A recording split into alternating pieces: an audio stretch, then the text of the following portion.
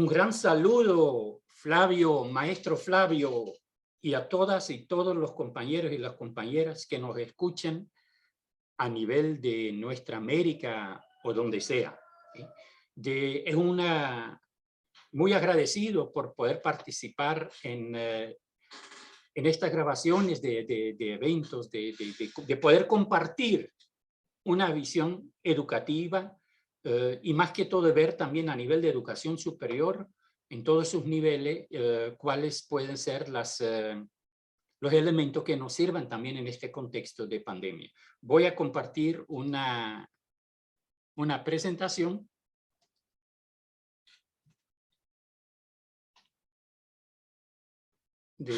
Por ahí va, creo yo. Sí, ya está. La educación híbrida a nivel universitario y posgrado. Lo que les quiero compartir se trata directamente de nuestras experiencias desde el contexto de ABACONRED y la FUPEC, la Fundación Pedagógica Cooperación Genuina, donde la cooperación genuina para nosotros es una visión vital esencial de innovadora, profunda, justamente para enfrentar este contexto de la pandemia y muy especialmente también a nivel de educación universitaria, educación superior. Si alguien de ustedes que me escuchan quieren saber un poquito más sobre lo que voy a exponer, ahí está el sitio web y bueno, también mi correo electrónico que sería Herman con H, @ y después también igual abaconred.com. Y realmente si queremos compartir algo, en este momento creo que es muy importante que partamos del contexto que vivimos a nivel mundial. El contexto que vivimos, que es el contexto de una pandemia del COVID-19. Pero para eso, desde esta situación problemática, yo quiero compartir con ustedes un sueño. Un sueño que nosotros desde ABACONRED lo calificamos como un éxito sensible.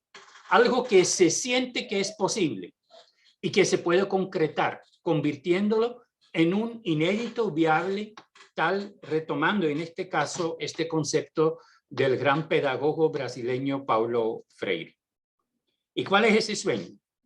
Ese sueño es una educación alternativa popular como educación pública, caracterizada por actitudes basadas en cooperación genuina.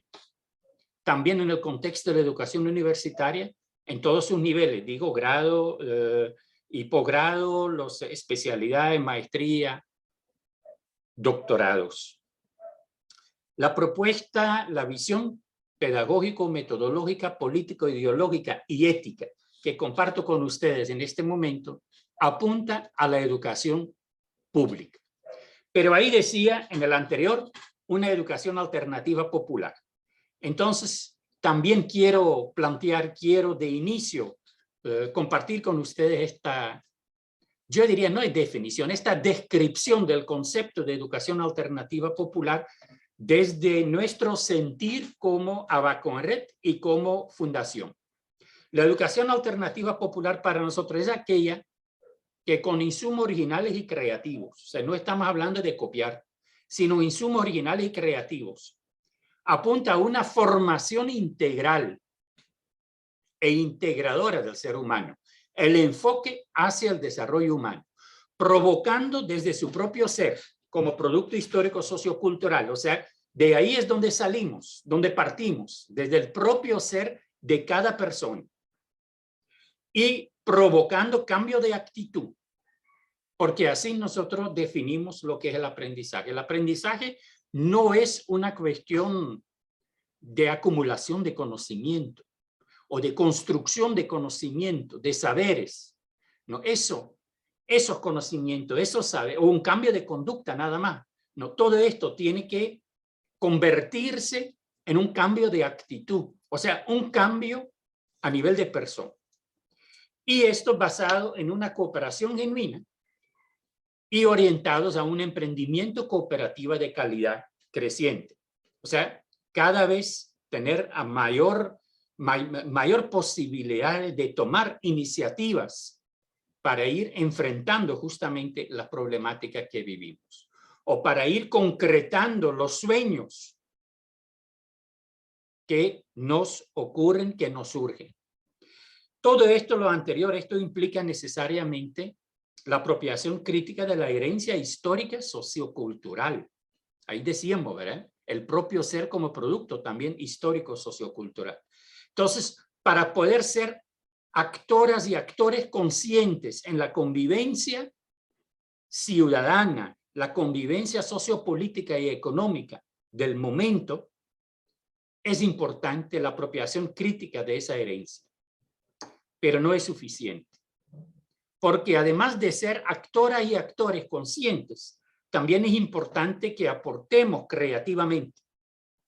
Por eso dice, como el aporte creativo y constructivo como no solo actores, sino también como autoras y autores de la cultura de la sociedad en que vivimos. Con esta visión de futuro, la sociedad en la que nos desenvolvemos, pero donde junto con las y los demás, junto con el universo, en todas sus dimensiones, también tenemos y ejercemos una responsabilidad hacia el futuro.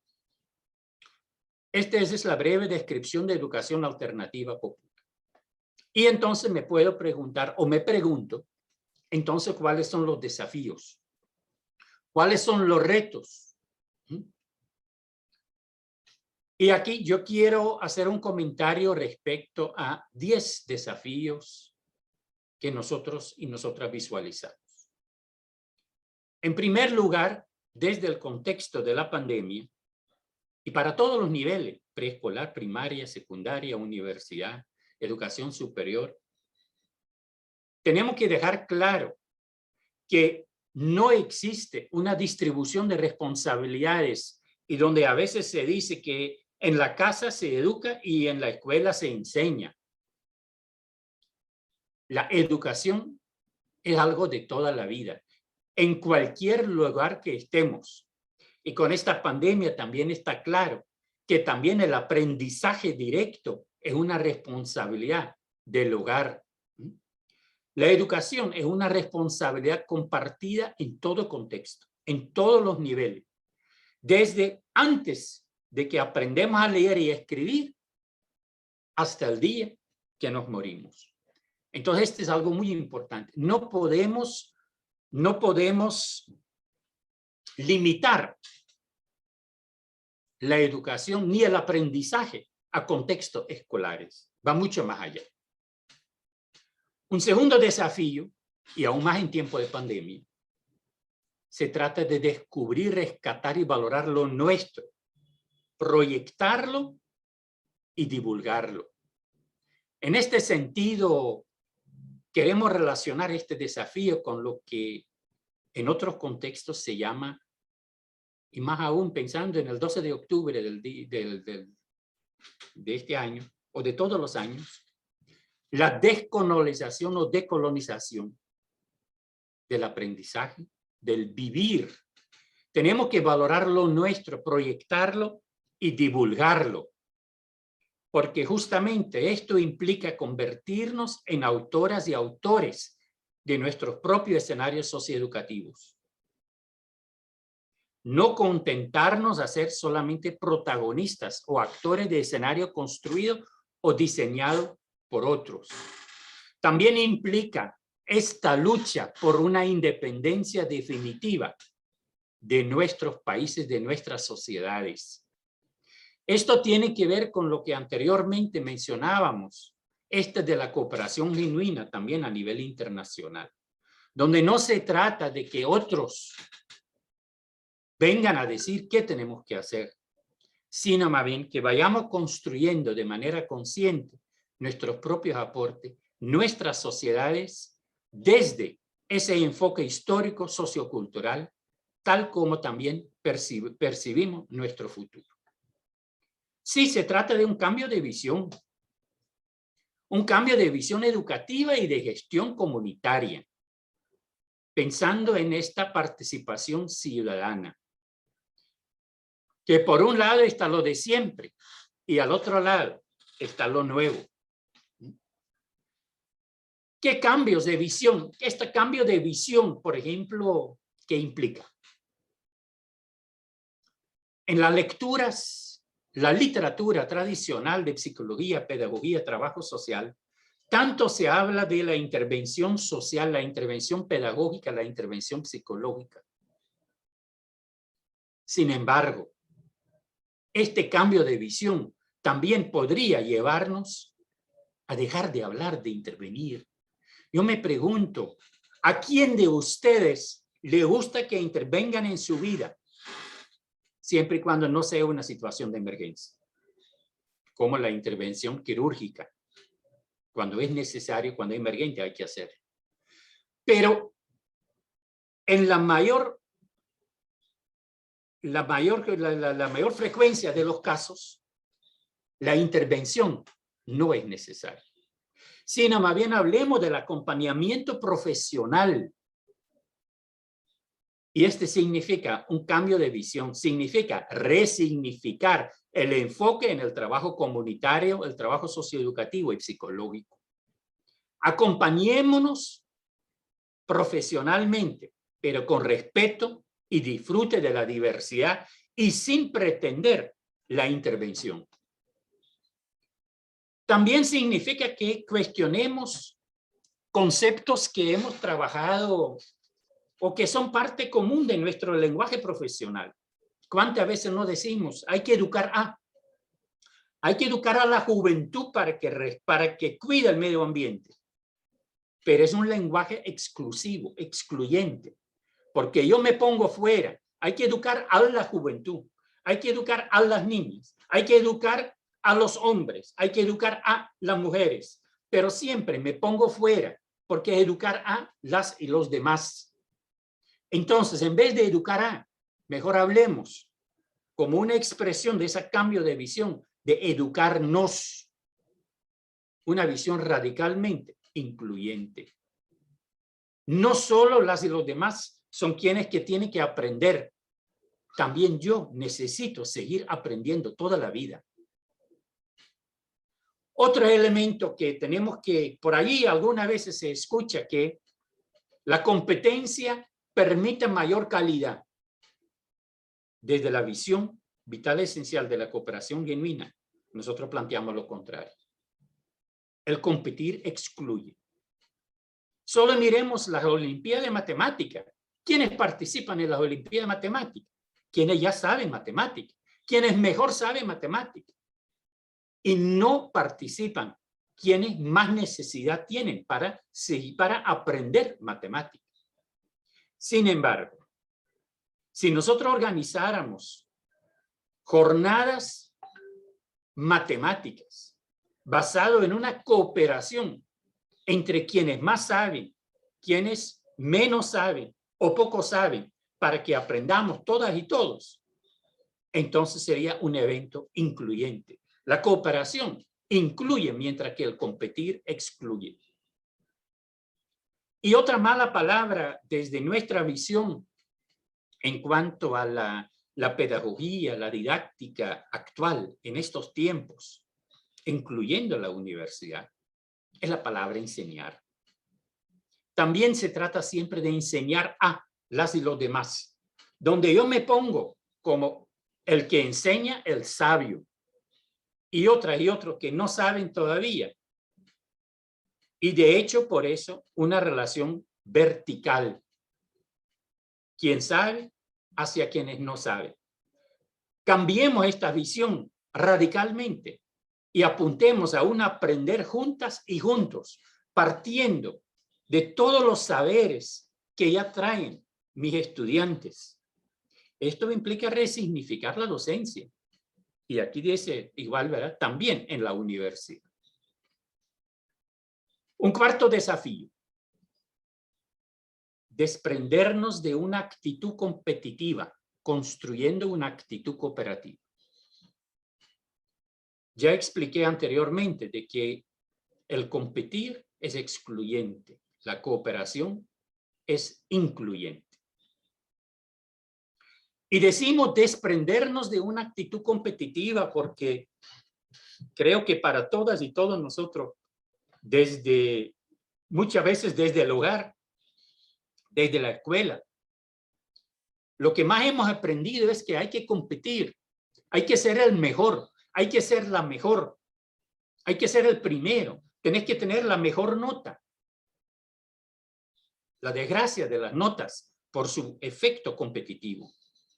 Desprendernos de esa actitud competitiva. Y no querer avanzar solo yo, como él o la mejor, sino avancemos todas y todos, cooperando genuinamente a nivel de colectivo. Y un comentario entre paréntesis es porque muchas veces ahora en la literatura, de pedagogía, se habla del desaprender. Nosotros lo cuestionamos. ¿Será posible desaprender? Más bien, lo aprendido, aprendido está.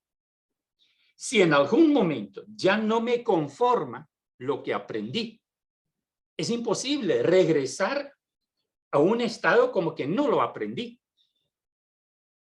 Pero sí es posible que nos desprendamos de lo que aprendimos conscientemente. Y eso es lo interesante. Cuando decimos desprendernos de lo aprendido, que apuntamos directamente a una decisión consciente. Y aunque yo aprendí a competir,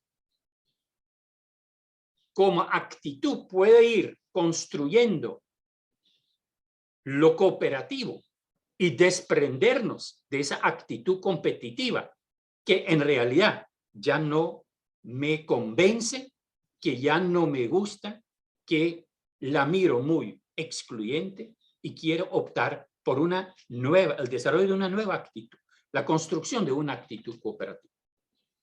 Bueno, cuando hablamos de cooperación genuina, realmente como visión vital esencial para el desarrollo sociocultural humano, estamos hablando de 3 elementos que hay que conjugar. Se trata de una opción ideológica, claro que sí. Se trata de una posición política también, en un contexto determinado. Y al mismo tiempo de una acción pedagógica que va más allá de lo que es el aprendizaje cooperativo. Se trata de construir ambientes cooperativos. Quiero compartir con ustedes cómo nosotros y nosotras desde ABACONRED, desde la Fundación Pedagógica Cooperación Genuina, cómo nosotros concebimos esta visión vital esencial de la cooperación genuina como camino y como horizonte. Camino en el sentido, algo que nos orienta en el quehacer educativo, y como horizonte también porque es algo a que apuntamos. Apuntamos a una sociedad donde podamos transformarnos para transformar. Y en este horizonte esté presente una calidad de vida creciente para todas y todos, de manera incluyente. Ser siendo. Aquí pusimos calidad de vida, nos referimos al buen vivir, al bien ser siendo. Este es el horizonte. A nivel de camino, es importante tomar en cuenta que para lograr eso, tenemos que construir diferentes ambientes. Y las características de ese ambiente pedagógico, de ese ambiente psicológico, de ese ambiente educativo, de ese ambiente cultural a construir, implica un enfoque incluyente, la inclusión. Y para lograr la inclusión, necesitamos construir confianza. Y podemos preguntarnos, también en la educación superior, ¿en qué medida como docente, como instituciones también, logramos de verdad construir esa confianza tan indispensable para sentirnos incluidas e incluidos, para que de verdad haya ese ambiente incluyente, donde no hay confianza, no hay inclusión? Además, eso es una condición indispensable para poder ejercer la crítica y la autocrítica constructiva que también son muy, muy importantes de cara a nuestro desarrollo a nivel personal, a nivel de sociedad, a nivel de ambiente en general. Para eso definimos, no definimos, identificamos diferentes pilares o acciones. En este caso hemos llegado a identificar 11. Y el primero aquí es sumamente importante para esta educación alternativa popular que pretendemos. El arte de escucharnos.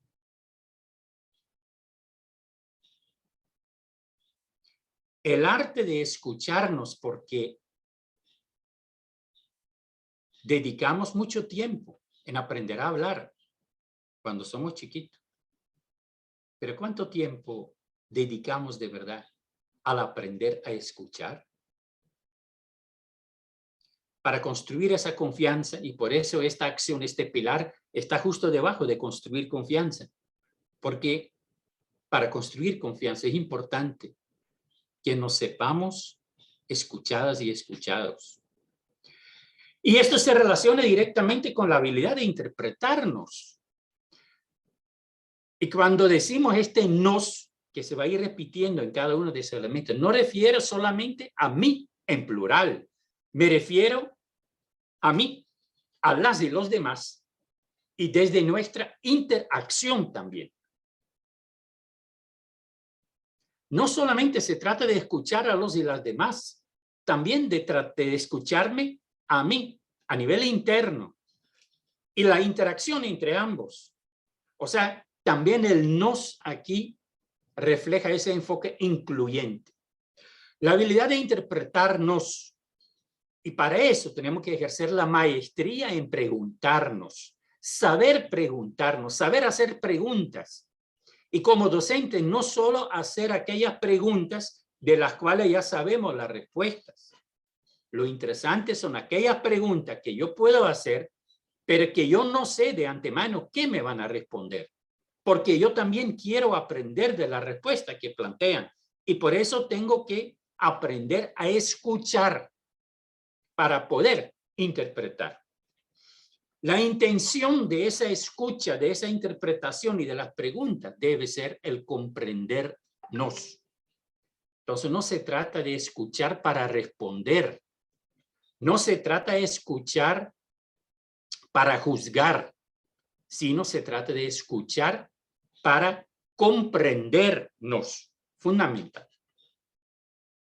Solamente comprendiéndonos, también vamos a poder construir la oportunidad de descubrirnos de dónde venimos, dónde estamos y hacia dónde vamos. Nuestra identidad histórica, sociocultural y con una visión de futuro. Solo descubriéndonos vamos a poder construir la conciencia de disfrutarnos diversas como personas. Porque la diversidad no solo es cuestión que la respetemos. Tenemos que ir más allá que el respeto por la diversidad. Y es el disfrute de la diversidad. Poder disfrutar de que la otra persona es diferente y aunque yo no quiero ser como él o como ella, pero disfruto su identidad propia. A partir de ahí es que podemos construir, podemos desarrollar esa voluntad de compartirnos la ternura. La ternura se da en aquellos contextos donde sabemos que nos respetamos y nos disfrutamos diversas como personas. Y a partir del compartirnos es que también vamos a poder decidir de comprometernos. La educación es un compromiso a nivel de la interacción educativa, a nivel de las relaciones sociales que en esencia todas son educativas, implican compromisos. El compromiso en cuanto a la acción de acompañarnos. Nadie puede solito. Nadie se lo puede arreglar solo. Nos necesitamos. Nos necesitamos acompañar, pero justo en ese ambiente de confianza e incluyente. La visión de integrarnos, como decía, solo no puedo.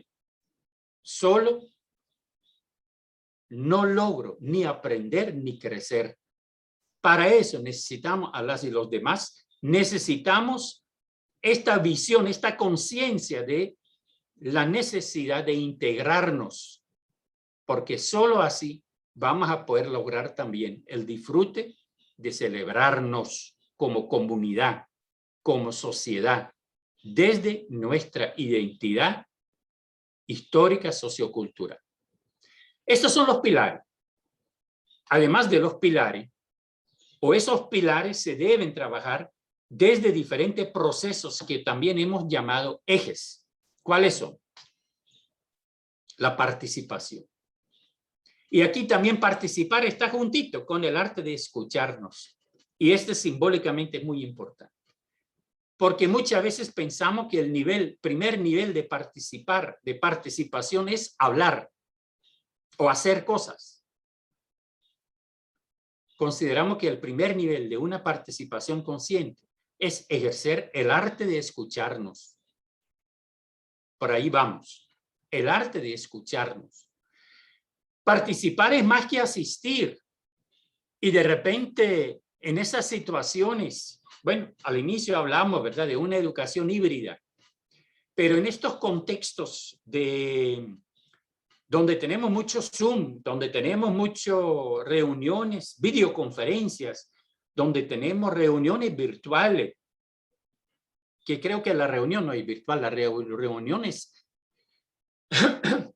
perdón, la reunión muchas veces es presencial, pero no presencial físicamente, porque presencial en el sentido, ahí estamos juntos, aunque en espacios diferentes. Lo virtual está en el espacio, desde un espacio virtual. Por eso no nos gusta hablar de educación virtual. La educación es educación, aprendizaje virtual, no, el aprendizaje real. Los espacios de donde actuamos puede ser virtual. Pero entonces el comentario que quiero plantear a ustedes, invitando a una reflexión muy crítica en todos los espacios virtuales, donde de repente tenemos una conferencia, 200 personas conectadas. Pero ¿cuántas de estas personas efectivamente participan o solo están conectadas? ¿Cuáles son los indicadores que deberíamos trabajar y construir para poder valorar críticamente niveles de participación? No es sencillo, ¿verdad? Es un poco complicado, pero muy importante seguir reflexionando sobre eso. Porque más cuando estamos en esas reuniones, desde un espacio virtual, y apagamos la cámara. Y entonces, ¿estamos o no estamos participando? Bueno, les dejo eso como una reflexión crítica, autocrítica, para cada uno de los contextos virtuales. Una verdadera participación es la que me va a permitir construir experiencias. Nosotros lo llamamos experienciar, que es vivir una experiencia y aprender de ella. Porque participamos conscientemente de ella. Si queremos aprender aún más y profundizar y ampliar en ese aprendizaje y compartirlo, es necesario que sistematicemos esa experiencia, que es la sistematización, un proceso muy colectivo, un proceso de cooperación genuina en la reconstrucción y la significación de esas experiencias. Además, es una oportunidad enorme para construir nuestras conciencias. Y aquí tenemos otra de esas palabras. Muchas veces se dice concientizar, pero concientizar se trata de concienciar lo que para nosotros significa construir tu propia conciencia. Igual como educar a, el concepto de educar a las y los demás es una visión excluyente, donde yo me excluyo. También decir hay que concientizar a es una visión excluyente. Yo me excluyo y no debo. ¿Por qué? Porque no es que yo soy el más consciente del mundo, que solo me toca concientizar a otras y otros. Se trata de construir, seguir construyendo también mi propia conciencia. Y al estar consciente de las experiencias, de lo vivido, de dónde estamos, el disfrutarnos diversas como personas, ¿verdad? Saber quiénes somos. Entonces, a partir de ahí, nos podemos comunicar transparentemente. Comunicarnos en función de encontrarnos y encontrarnos para integrarnos. Y en la medida que nos integramos, igual la participación también va a ser más productiva, más activa, más emprendedora, con más iniciativas, etc. Estos son los elementos más importantes que nosotros hasta la fecha hemos integrado. Este es un esquema que se ha ido construyendo a través de talleres. No es una construcción meramente teórica.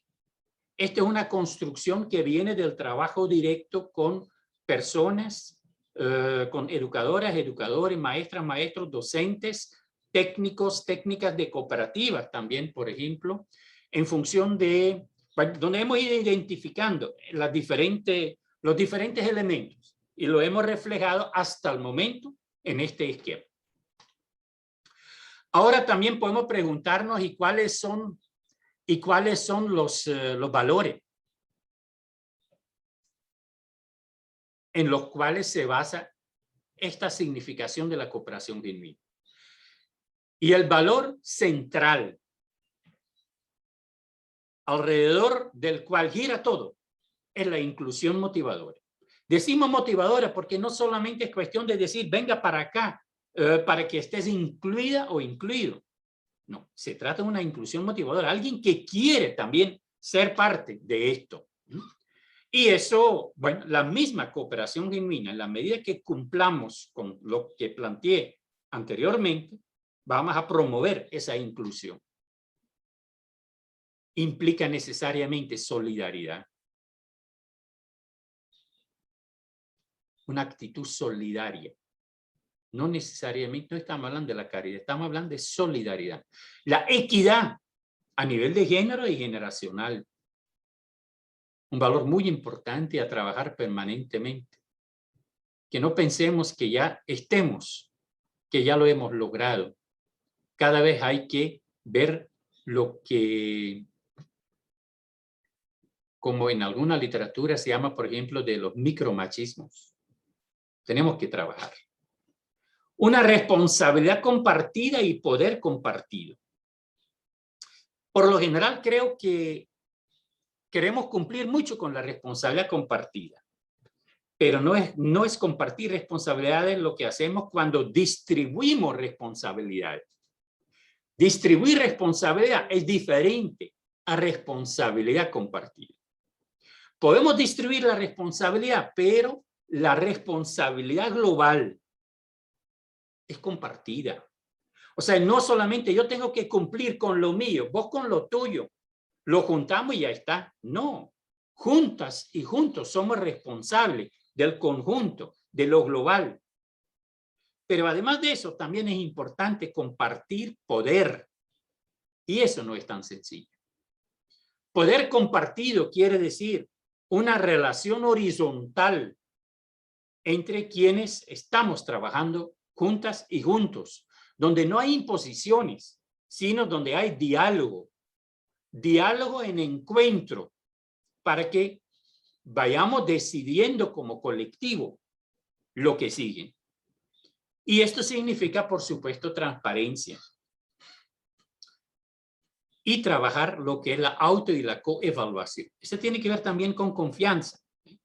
Pero Es grave que a nivel de educación, a nivel de formación profesional, también en las universidades, que no trabajemos más la auto y la coevaluación. Siempre es el docente, la docente, quien tiene que decidir por dónde vamos.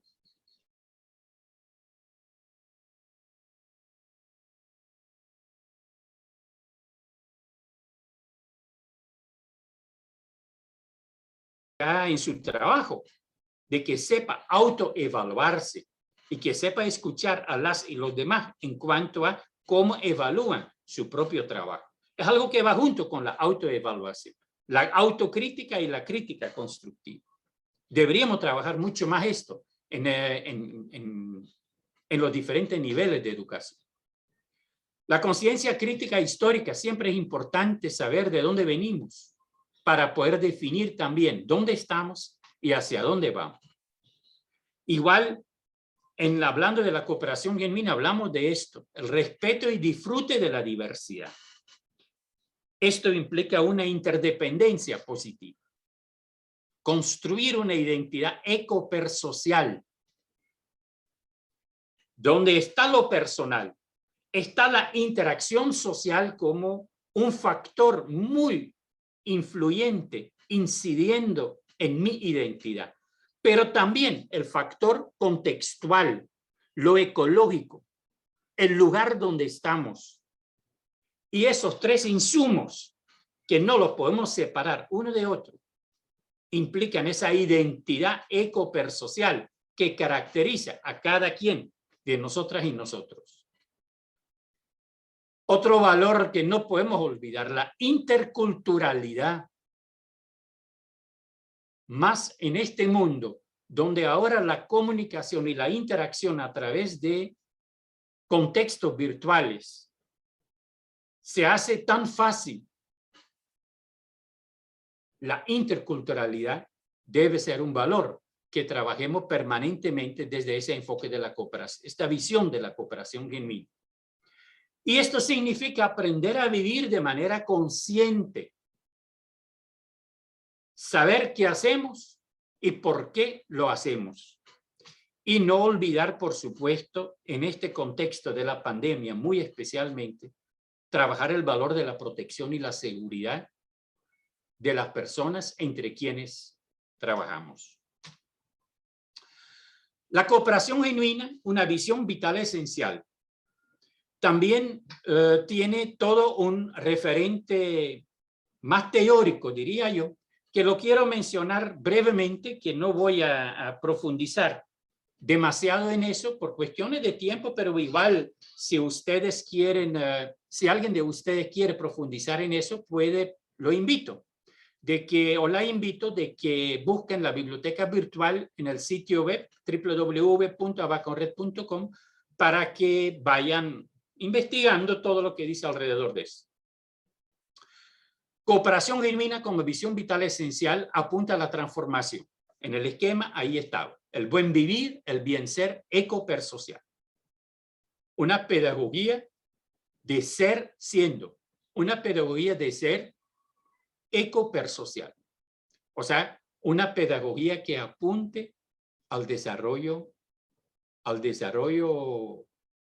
en su sentido más integral posible. Pero igual también significa o apunta a una pedagogía de la significación. Tenemos que estar conscientes que nuestra vida permanentemente es o implica significar a todo lo que nos ocurre, a todo lo que escuchamos, a todo lo que vemos, a todo lo que olemos, en todos los sentidos. Le damos un significado. Entonces, trabajar desde la pedagogía, esta significación, compartir los significados diversos con el objetivo de comprender esos significados diversos. Es fundamental para esta convivencia de calidad. Y todo esto en la construcción colectiva de escenarios educativos singulares, innovadores. Creo que todos los procesos de aprendizaje conscientemente los debemos convertir en procesos de significación. Bueno, para eso nosotros hablamos de 3 tipos de referentes. Un referente ético, ecosocial, humanista, que más bien es la postura filosófico, político, ideológica de la cooperación genuina. Un referente pedagógico, que lo visualizamos a través de 2 elementos clave. La educación alternativa popular, de la que ya les hablé desde el inicio, y este paradigma integrador del aprender y su facilitación. Aquí nos referimos básicamente a lo que es la estrategia pedagógica para el aprendizaje.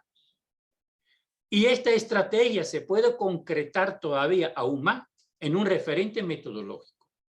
Este referente metodológico implica los procesos de construcción conjunta de oportunidades de aprendizajes. Fíjese bien que dice construcción de oportunidades, no dice construcción de aprendizaje. La construcción conjunta de oportunidades de aprendizaje como responsabilidad compartida, integrante de una actitud cooperativa emprendedora de calidad creciente. Esta es la práctica contextualizada, la práctica educativa contextualizada. Bueno, seguimos con los desafíos. Un quinto desafío es el uso adecuado de la tecnología como medio de aprendizaje. Más ahorita cuando ya hablamos de esos aprendizajes híbridos o educación híbrida, bueno, es muy importante. Pero para eso tenemos que partir también de que aprendemos todas y todos, no solo estudiantes, no solo quienes aprenden a leer y escribir. O sea, aprenden a usar tanto en lectura y escritura la tecnología. Pero también es importante ese otro elemento, el uso adecuado de la tecnología en educación. También implica educación en uso adecuado de la tecnología. Y creo que esto muchas veces hace falta. Sino simplemente nos orientan el uso de la tecnología, sin embargo, no nos educan en eso.